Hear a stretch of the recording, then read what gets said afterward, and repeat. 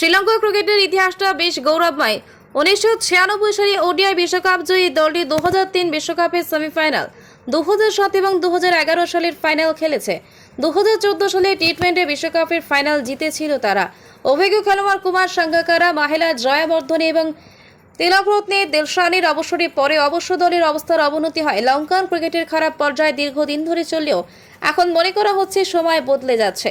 শ্রীলঙ্কা দলের ভাগ্য উজ্জ্বল হতে শুরু করেছে সনৎ জয়সূর্যের হাত ধরে।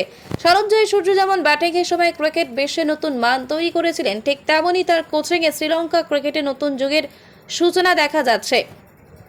সেই কারণে হয়তো সনৎ জয়সূর্যের চুক্তি আরও 1 বছরের জন্য বাড়িয়ে দিয়েছে শ্রীলঙ্কা ক্রিকেট বোর্ড। বর্তমানে নিউজিল্যান্ডের বিরুদ্ধে টেস্ট সিরিজ জয়ের পর শ্রীলঙ্কা ক্রিকেট দল বিশ্ব টেস্ট চ্যাম্পিয়নশিপের পয়েন্ট টেবিলে 55.56% পিসিটি নিয়ে তৃতীয় স্থানে উঠে এসেছে। 71.67 পিসিটি নিয়ে ভারত 1 নম্বরে রয়েছে। অস্ট্রেলিয়ার দল 62.50 পিসিটি নিয়ে দ্বিতীয় স্থানে রয়েছে। ভারত এখন পর্যন্ত 2টি বিশ্ব টেস্ট চ্যাম্পিয়নশিপ ফাইনাল খেলেছে। জুলাইয়ের শুরুতে সনৎ জয়সূর্যকে অন্তর্বর্তীকালীন কোচের দায়িত্ব দিয়েছিল শ্রীলঙ্কা ক্রিকেট বোর্ড। পর থেকে দলটি ওডিআই সিরিজে ভারতকে হারিয়েছে। এরপর ওভালে একটি টেস্ট জিতে এখন নিউজিল্যান্ডকেও হারিয়ে দিয়েছে। জুনের শেষের দিকে